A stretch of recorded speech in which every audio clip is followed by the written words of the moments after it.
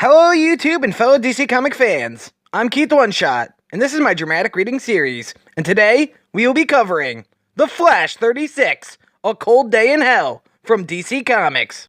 We start this story off on Mars, where we see the Flash standing over a dead white Martian, as the Flash thinks to himself, the mystery of the murdered Martian. We then see the Flash standing at the top of a building in Metropolis, with Superman flying next to him, as the Flash thinks to himself, the disappearance of the Daily Planet.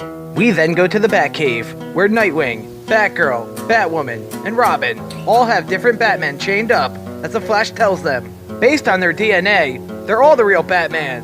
Then the Flash thinks to himself, a study in black. We then see Flash standing with Orion, both looking down at Desaad in a destroyed Parademon, as Desaad says, Darkseid isn't, Flash. Darkseid isn't. Flash then thinks to himself, the Hound of Apocalypse. Growing up, I loved a good mystery novel. I wanted to be the detective who solved the case, using evidence and quick thinking, to find out the who did it. But after I became the Flash, there was one part of every mystery that I grew to hate. We then see the Flash running across the river, as he thinks to himself, the beginning. Every step I take is filled with dread, as I race towards crime scenes, afraid of what I will find. Recently, I was transferred to Iron Heights Penitentiary, to work for the Crime Scene Preservation Unit. This is where I send criminals after I catch them. It's supposed to be the end of the cases, not the start of one. Flash then quickly puts his suit back inside of his ring, as he arrives at Iron Heights. Then Barry thinks to himself, I have to be extra careful with my comings and goings from Iron Heights, so that I'm never seen as the Flash. But within its impenetrable walls is a mystery that won't wait for me. As Barry makes his way past the guards and runs to the crime scene, he says, where is Kristen? Where is she? When Barry arrives on the scene, he sees a body on the ground. Then Barry says, what? Turbine? We then see Kristen Kramer at the scene, as she says to Barry, calm down, Alan. I'm nearly done with this scene. We'll know once we get him into autopsy, but my first guess is strangulation. I found him outside of our office last night. It scared the crap out of me. Why are you out of breath? You run here or something? Then Barry says, yeah, sort of. Then Barry thinks to himself, Roscoe Hines, aka Turbine. He was a Tuskegee airman in World War II, who got lost in the Speed Force. We then see a memory of the Flash fighting Turbine, as Barry thinks to himself, his time trapped inside twisted his head around, in more ways than one. He joined the Rogues, but I guess I never thought of him as one. Just someone who was lost. I would have checked in on him, but sometimes, once a rogue or criminal is locked up in Iron Heights, they fall into, out of sight, out of mind. Barry then tells Kristen, I'm agreeing with you on the cause of death for now, Kristen. It looks like there might be traces of something else on his neck. I'll take some samples. Let me get my lab kit. How did Turbine even get free last night? Then Kristen says, it's a mystery. We then hear a voice say, that's not for you to investigate. Then Barry says, Director Sin? As Director Sin walks over to the crime scene, he tells Barry and Kristen, that means you leave the case to the official crime lab. Then Barry says, David, you've gotta be. Then David says, I would hate for our first interaction to be the two of you not following orders. Again, give Detectives Burns and Morrow your statement on what you saw last night. Then sign the scene off to me.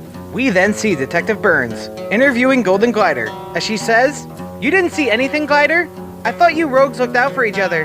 Detective Morrow then turns to Barry and says, well, if it isn't my two favorite lab rats. Then Kristen says, don't give me that, Morrow. You know this sucks. You're just gonna let Barry and me, the best CSIs you have, do nothing? Barry looks down and says, Sin. Then Sin says, Barry. Then Barry says, David, the last time we talked, Warden Wolf then walks over and shouts, what are you doing standing around? Do your job and get out of my prison, David! David then yells, my team needs all your security tapes for the last 24 hours, Gregory. Then the warden says, they're yours. I have nothing to hide. David then says, really? So I shouldn't get a warrant just to make sure everything's on the up and up. Then Wolf says, why wouldn't it be? Besides, if anything goes wrong, we both know that we can blame Alan, correct? Isn't that why you rejected him and sent him here? Because he's such a screw-up. Then Director Sin tells the warden, Barry is the best CSI in Central City. I just felt he needed some of that order you're so well known for, Wolf. Then Barry says, Sin, excuse me, sir, but you might want to look. Then suddenly, The trickster jumps out from behind Davidson and shouts, "It was me! It was the one-armed man! And now, witness my daring escape!" Barry then thinks to himself, Axel Walker, aka the trickster, might seem like an annoying kid, but that's just a distraction from how dangerously unpredictable he is. As Trickster makes his escape, the rogues shout, "Go, Trickster, go! Run, kid! Woo! Woo!" Trickster then shouts, "Coming through, stooges!" Then we hear Barry think to himself, if I turned into the Flash here, Wolf's security system would see. My secret identity isn't worth anyone getting hurt. Though that doesn't mean my secret can't do the hurting. Then Barry quickly cracks the Trickster in the jaw, knocking him down. Then Barry says, my hand! Then Detective Morrow says, "That's what you get, Alan. Leave the heroics to us, buddy." As the guards grab Trickster, Warden Wolf shouts, "You couldn't have killed Turbine, you ingrate! You were locked up in a cell! My cell!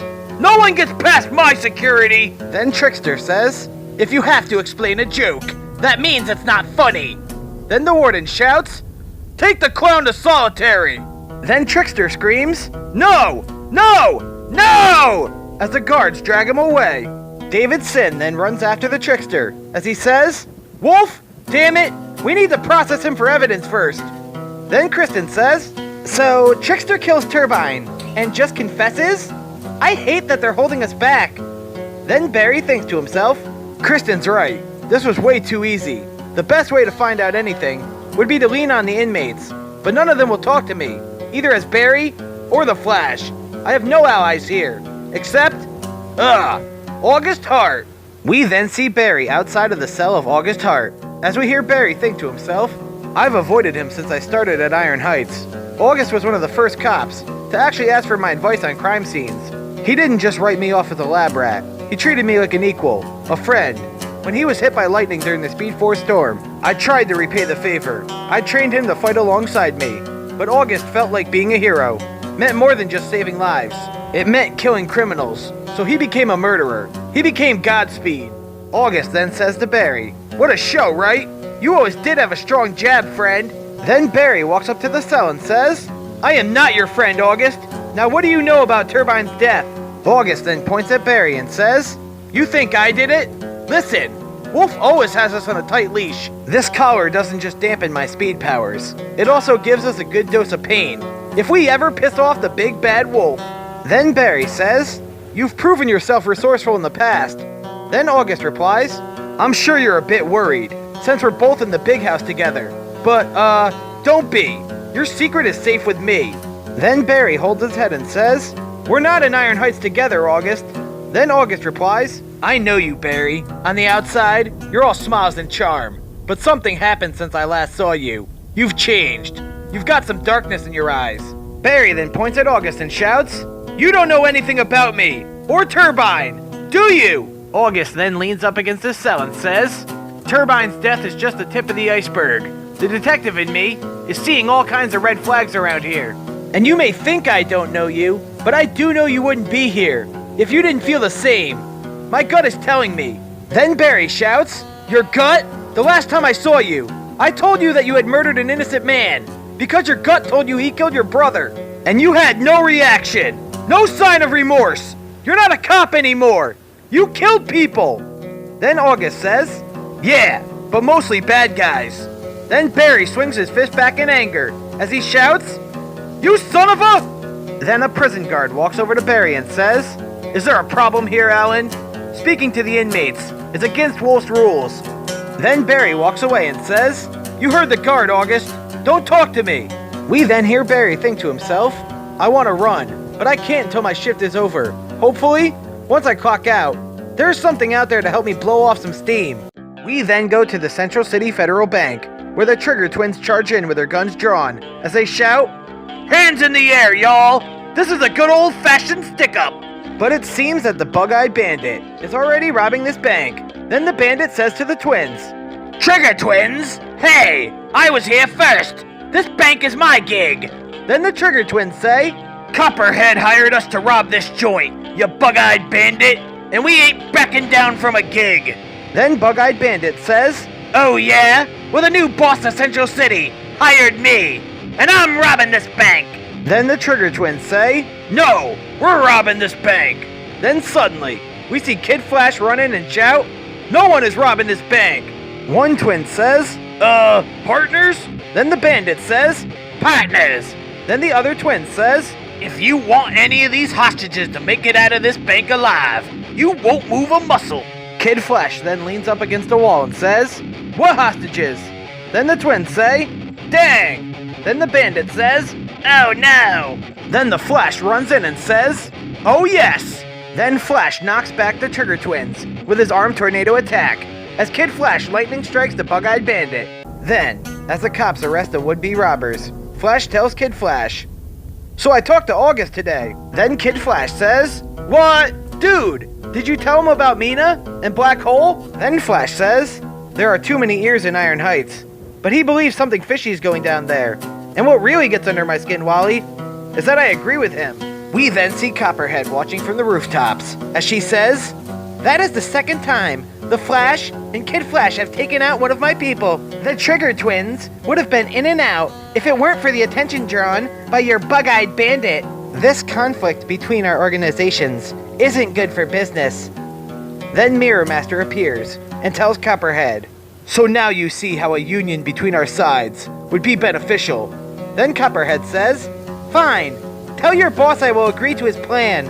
We then hear Barry think to himself, "I've solved hundreds of cases for the crime lab and as the Flash, and often I've learned that the mystery doesn't stop with the who.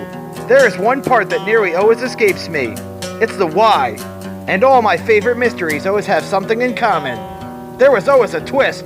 We then go to Iron Heights, where Warden Wolf is looking at live footage of the rogues in their cell. Then, as he looks at Captain Cold, we see something the Warden doesn't. Captain Cold is actually a hologram. We then see the real Captain Cold somewhere else as he smiles and says, "What's the word on Copperhead?"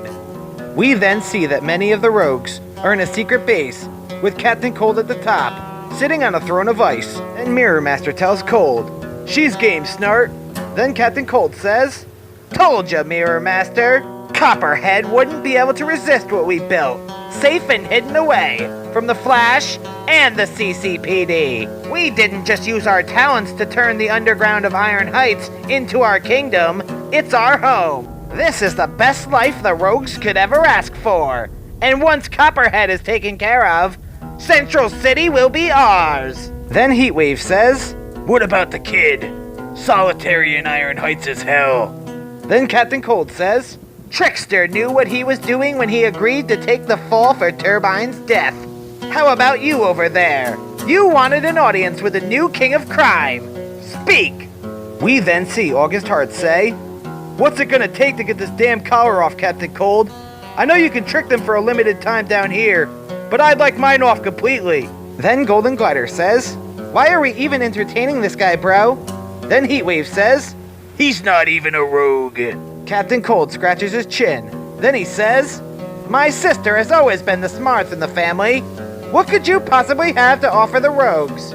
Then, as August Hart's eyes burn red with Speed Force lightning, he tells the rogues, "I can give you the Flash." And that ends today's story. Comic published by DC Comics. All rights, story art, and characters belong to DC Comics and their respective owners. Not me. This has been The Flash 36, A Cold Day in Hell. And I'm your host, Keith One Shot. If you like this video, make sure to check out the rest of my Comic Complete dramatic reading series and support DC Comics by picking up a copy of the trades and single issue comics. Support your local comic book shop. Take care and have a great day. Goodbye.